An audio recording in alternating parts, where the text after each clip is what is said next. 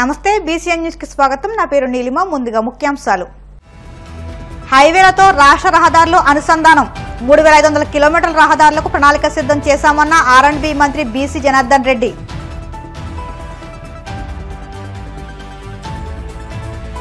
Municipal ఉప ఎన్నికల్లో TDP అరాచక పర్వం, రాష్ట్రంలో ప్రజాస్వామ్యానికి యథేచ్ఛ పాత్ర వేశారంటూ మాజీ మంత్రి జోగి రమేష్ ఆగ్రహం.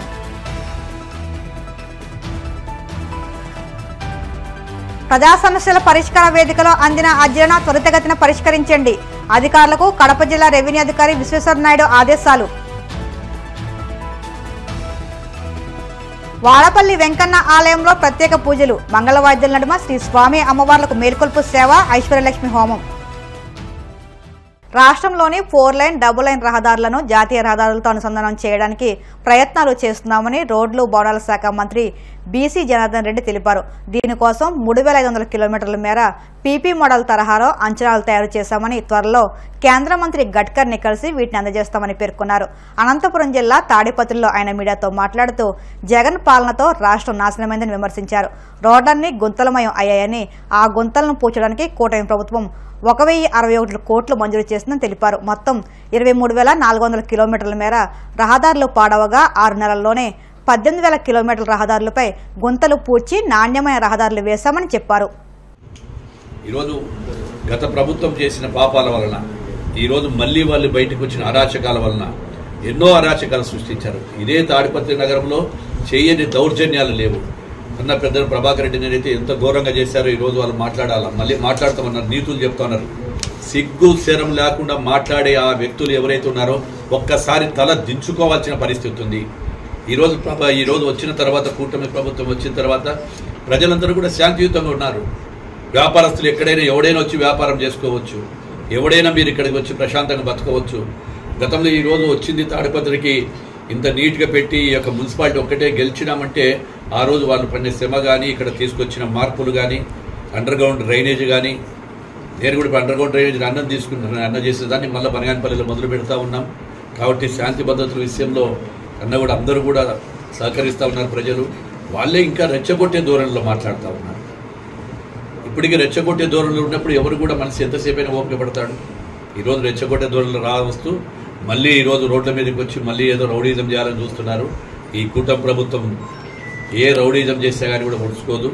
ఖచ్చితంగా త్వరలో ఏవైతే మా మేనిఫెస్టో దాంట్లో ఉండేటువంటి దీపం పథకం ఇవ్వడం జరిగింది. ఇప్పటికే త్వరలోనే ఆర్టీసీ యొక్క కూడా ఇవ్వవస్తున్నాము. ముఖ్యంగా ఏదైతే జలజీవన్ ద్వారా ఇస్తామనేటువంటి ప్రతి ఇంటికి కొలాయికి కూడా ఈరోజు కేంద్ర ప్రభుత్వం కూడా సహకరిస్తూ ఉంది. త్వరలోనే అవి కూడా ఎస్టిమేషన్లు జరుగుతున్నాయి. ప్రతి ఒక్కరికి ఇల్లు ఇవ్వాలనేటువంటి ఉద్దేశంతోనే అనేక సర్వేలు చేసి అర్హులైనటువంటి వారు ఎక్కడెక్కడ ఉన్నారో ప్రతి గ్రామంలో అర్హులైనటువంటి ప్రతి ఒక్కరికి కూడా ఇళ్ల స్థలాలు ఇవ్వాలనేటువంటి అభిప్రాయంతో ప్రభుత్వం ఈరోజు సర్వేలు కూడా జరిపిస్తా ఉంది. కూటమి ప్రభుత్వం రాష్ట్రంలో ప్రజాస్వామ్యాన్ని పాతరేస్తుందని మాజీ మంత్రి జోగి రమేష్ మండిపడ్డారు. మున్సిపల్ ఉప ఎన్నికల్లో టీడీపీ అరాచక పర్వం చూసి ప్రజాస్వామికవాదులు నివ్వెరపోతున్నారని ఆయన తెలిపారు. తాడేపల్లిలోని వైసీపీ కేంద్ర కార్యాలయంలో ఆయన మాట్లాడుతూ అధికార దుర్వినియోగంతో మున్సిపాలిటీలో మెజారిటీ లేకపోయినా సరే గద్దెనెక్కాలని తెలుగుదేశం పార్టీ దౌర్జన్యాలు, దాడులతో దిగజారుడు రాజకీయం చేస్తుందని ధ్వజమెత్తారు. మున్సిపల్ ఉప ఎన్నికల్లో కూటమి ప్రభుత్వం ప్రజాస్వామ్యాన్ని కూని చేస్తుందని, టీడీపీ నేతలు, కార్యకర్తలు రాష్ట్ర వ్యాప్తంగా పలుచోట్ల దౌర్జన్యాలకు, అరాచకాలకు, అక్రమాలకు పాల్పడ్డారని దుయ్యబట్టారు. కూటమి ప్రభుత్వం, చంద్రబాబు నాయుడు ప్రభుత్వం ఏ విధంగా అరాచకాలకు ఒడిగట్టారో, అక్రమాలకు ఒడిగట్టారో, దౌర్జన్యాలు చేసి ఏ విధంగా గెలిచారో, గెలవాలని చూస్తున్నారో రాష్ట్ర ప్రజలంతా కూడా చూస్తున్నారు. విస్తుపోతున్న పరిస్థితులు కూడా మనం చూసాం. చంద్రబాబు నాయుడు చెప్తాడు, తీపి కబుర్లు చెప్తాడు. తెలుగుదేశం పార్టీలోకి రావాలంటే పదవులని విడనాడి మా పార్టీలో చేరాలని చెప్తాడు. ఈ రోజు నువ్వు చేస్తుందని చంద్రబాబు నాయుడు గారు ప్రజాస్వామ్యాన్ని కూని చేయట్లేదా? చెప్పేదేమో శ్రీరంగ నీతులు, చేసేవన్నీ కూడా అరాచకాలు, దౌర్జన్యాలు, దుర్మార్గాలు. అసలు ఈ ఉప ఎన్నికలతో, ఈ మున్సిపల్ ఎన్నికలతో, ఈ కార్పొరేషన్ ఎన్నికలతో మీ కూటమి ప్రభుత్వానికి అసలు సంబంధం ఉందా? మీకు ఏ కార్పొరేషన్లో అయినా సరే మెజారిటీ ఉందా? ఏ మున్సిపాలిటీలో అయినా సరే ఆంధ్రప్రదేశ్ రాష్ట్రంలో మీకు మెజారిటీ ఉందా? కార్పొరేటర్లు లేరు, కౌన్సిలర్లు లేరు. మీరు ఏ విధంగా ప్రలోభాలకు గురి చేస్తారని చెప్పి అడుగుతా ఉన్నా చంద్రబాబు నాయుడు గారు. ఒక బాధ్యత కలిగిన ముఖ్యమంత్రి నువ్వు ఏం మాటలు చెప్పావు, ఏమి ఆచరిస్తున్నావు? ఈ ఎన్నికల్లో కనీసం మీకు కార్పొరేటర్లు లేరు, కౌన్సిలర్లు లేరు, మీరు నిలబడటానికి అర్హులు కాదు. మీ పార్టీ ప్రలోభాలకు గురి చేసి, దౌర్జన్యాలు చేసి, అక్రమాలు చేసి మా వాళ్ళని మీరు లాక్కుంటారా, దౌర్జన్యం చేస్తారా? అసలు చీప్గా లేదా మీకు? 10 నెలల మీ పరిపాలనలో వచ్చింది మొదలు మా పార్టీ వాళ్ళ మీద అత్యాచారాలు, మా పార్టీ వాళ్ళ మీద దౌర్జన్యాలు, చంపటం, ఊర్లో వదిలిపెట్టి వెళ్ళేలాగా మీరు బెదిరించడం, ఆఖరికి మహిళలను కూడా వదిలిపెట్టకుండా వాళ్ళ మీద దాడులు చేశారే. తిరుమల తిరుపతి అనగానే అందరూ కూడా పవిత్రత, ఒక భక్తి, దౌర్జన్యాలు చేస్తారా? కొడతారా? బస్సులో మా కార్పొరేట్లు వెళ్తా ఉంటే బస్సు మీద దాడి చేస్తారా? హింసకు గురి చేస్తారా? ఎక్కడికి వెళ్ళిపోతా ఉన్నారు చంద్రబాబు నాయుడు? మీ ప్రభుత్వం, మీ కూటమి కుట్రలతో ప్రజాస్వామ్యాన్ని ఏ విధంగా కాలరాస్తా ఉన్నారు ఒకసారి ఆలోచన చేసుకోమని అడుగుతా ఉన్నా. ఒక పక్కనేమో మేమేమో శుద్ధహస్తులం అంటారు, మీ పార్టీ వాళ్ళు రిజైన్ చేస్తే తప్ప మా పార్టీలో చేరటానికి వీలు లేదని చెప్పి చెప్తారు, శ్రీరంగ నీతులు చెప్తారు. మీరు చేస్తున్న వికృత చేష్టల్ని ప్రజలు గమనిస్తా ఉన్నారు. అధికారంలోకి వచ్చిన దగ్గర నుంచి, అబద్ధాలతో అధికారాన్ని గద్దెనెక్కిన దగ్గర నుంచి ఈనాటి వరకు కూడా ఈ 10 నెలల కాలంలో మీరు చెప్పిందేంటి? ఎన్నికలకు ముందు మీరు ప్రజలకు ఇచ్చిన వాగ్దానాలేంటి? ఈ రోజు వరకు కూడా వాటి గురించి మీరు ఆలోచన చెయ్యకపోగా ప్రజాస్వామ్యాన్ని కాలరాస్తూ, ప్రజాస్వామ్యాన్ని కూనీ చేస్తూ 2019లో ఢిల్లీ వెళ్ళాడు కేజ్రీవాల్ గారు, మమతా బెనర్జీ గారు. వాళ్ళని కూర్చోబెట్టుకొని మోడీ గారిని, అమిత్ షా గారిని బండబూతులు తిట్టారు. మరలా ఇదే చంద్రబాబు నాయుడు గారు 19లో కేజ్రీవాల్ గారిని పొగిడారు. ఈ రోజేమో కేజ్రీవాల్ చెడ్డవాడు, కేజ్రీవాల్ని ఆ రోజేమో గెలిపించాలి, కేజ్రీవాల్ని ఈ రోజేమో ఓడించాలి. నాలుకేనా? మనిషేనా? మనసేనా? ఒక విలువ ఉందా? ఒక సిద్ధాంతాలు ఉన్నాయా? అన్ని కూడా గాలికి వదిలేయటం. ఎంత నిస్సిగ్గుగా! ఒక మనిషి అంటే విలువ ఉండాలా, ఒక మనిషికి, ఒక పార్టీకి సిద్ధాంతం ఉండాలా. సిద్ధాంతాలు లేవు, విలువలు లేవు. ఎప్పుడు ఏ పార్టీతో పొత్తు పెట్టుకుంటామో తెలీదు, ఎప్పుడు ఏ పార్టీతో విడిపోతామో తెలీదు, ఎవరిని పొగుడుతామో తెలీదు, ఎవరిని తిడతామో తెలీదు. రాజకీయాలా లేకపోతే ఏంటిది? చంద్రబాబు నాయుడు గారు, మీ నోరు ఏమనాలా, మీ నాలుకని ఏమనాలా? దయచేసి దేనికోసం మీరు తాపత్రయపడతా ఉన్నారు? ఐటీ రైట్ జరిగితే ఆ కేసులు పోగొట్టుకోవడం కోసమా, కాకాపట్టడం కోసమా? ఎందుకు ఢిల్లీ వెళ్లారు? ఈ పరిస్థితుల్లో ఒక్కసారి మీరు ఆలోచన చేసుకోమని అడుగుతా ఉన్నా. కూటమి ప్రభుత్వం కుట్రల ప్రభుత్వంగా మిగిలిపోబోతా ఉందా? మీరు ఇచ్చిన మాటని నిలబెట్టుకుంటారా? ఆ మాట మీద నిలబడతారా? ఇంత అపహాస్యం చేస్తూ ప్రజాస్వామ్యాన్ని, ఇంత దిగజారి రాజకీయాలు చేయడం అవసరమా చంద్రబాబు నాయుడు గారు? ప్రశ్నించాల్సిన పవన్ కళ్యాణ్ పాపం ఆయన కూడా తోడైపోయాడు. కూటమిలో కుట్రల్లో భాగాలైపోయారు. ఎందుకు? ఏమి సాధిస్తారు మీరు?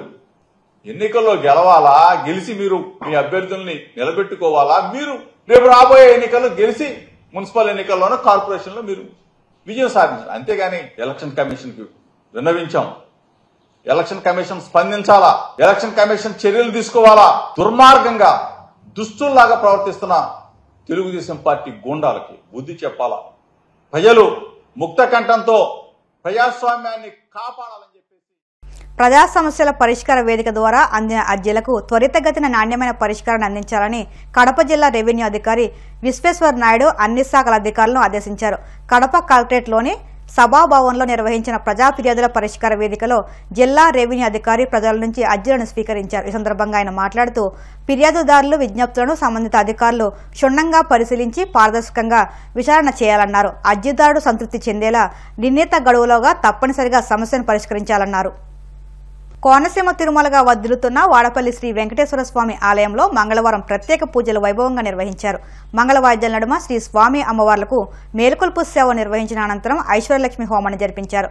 అర్చకులు శ్రీ స్వామి అమ్మవార్ల వసంత మండపంలో అష్టోత్తర పూజలు నిర్వహించగా ప్రత్యేక అలంకారంలో ఉన్న స్వామిని దర్శించుకుని భక్తులు తరించిపోయారు.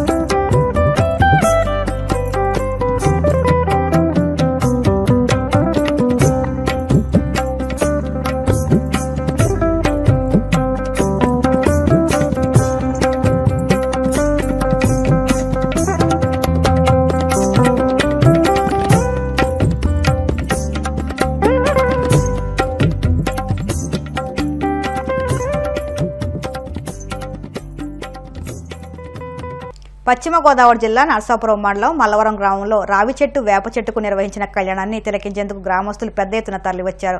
గ్రామంలో రావి చెట్టు సెంటర్కు ఎంతో చరిత్ర ఉంది. అయితే గత ఏడాది గాలివానలకు ఈ మహావృక్షం నేల కొరిగింది. అప్పటి నుంచి సెంటర్ బోసిపోవడంతో మల్లుకృష్ణ వారసులైన కొటికలపూడి విజయ సుబ్బారావు, రామకృష్ణరావులు తిరిగి సెంటర్కు పూర్వవైభవం తేవాలని నిర్ణయించారు. ఈ నేపథ్యంలో చెట్టు కూలిన చోటే రావి వేప చెట్లను నాటి ఊరంతా అన్న సమారాధన నిర్వహించారు. ఎంతో చరిత్ర కలిగి ఉన్నటువంటి ఈ రావి చెట్టు వేప చెట్టు గత 71 సంవత్సరం క్రితం మల్లు బ్రహ్మయ్య గారి కుమారుడు మల్లు కృష్ణమ్మ గారు ఆయన 71 సంవత్సరం క్రితం ఇక్కడ శంకుస్థాపన చేసి ఈ వేప చెట్టు రావి చెట్టు నిర్మించడం జరిగింది. ఇది చాలా చరిత్ర కలిగినటువంటి రావి చెట్టు. ఇది ఈ చుట్టుపక్కల ప్రాంతంలోనే ఇంత మహావృక్షం ఎక్కడా లేదు. ఈ రావి చెట్టు వల్లే ఈ సెంటర్కి రావి చెట్టు సెంటర్ అనే పేరు వచ్చింది. ఆ తర్వాత మల్లు కృష్ణమ్మ గారి మనవలైనటువంటి మల్లు కొటికలపూడి విజయ సుబ్బారావు, వారి కుమారులు, వారి మనవలు, మరలా కొటికలపూడి రామకృష్ణ గారి వారి అబ్బాయి పిల్లలు, వారి మనవలు సహకారంతో మరలా ఇది పునర్నిర్మాణం చేయడం జరిగింది. గత సంవత్సరం గాలివానకి ఈ చెట్టు ఈ మహావృక్షం కూలిపోవడంతో పునర్నిర్మితం చేయాలనే ఉద్దేశంతో వీరికి కలిగినటువంటి ఈ శుభ సంకల్పమైనటువంటి కోరిక వీరు మా గ్రామం నుండి భీమవరం వెళ్ళినప్పటికీ కూడా కన్న తల్లిని జన్మభూమిని ఏకత్వంతో చూస్తూ ఈ పురిటిగడ్డపై వారికి ఉన్నటువంటి అభిమానంతో మరలా మా గ్రామంలో ఈ పునర్నిర్మాణం చేసి మా గ్రామస్తులందరికీ కూడా మంచి ఈ కార్యక్రమాన్ని అన్నదానం చేసి వీరిద్దరి అన్నదమ్ములిద్దరూ కూడా ఎంతో ఈ గ్రామానికి సేవ చేయడం జరిగింది. వీరి సేవలను గుర్తిస్తూ మల్లవరం గ్రామ ప్రజలు అందరూ కూడా వీరికి హృదయపూర్వకమైనటువంటి కృతజ్ఞతాభివందనం తెలియజేస్తున్నారు. ఇప్పుడు కాసేపు ప్రకటనలు.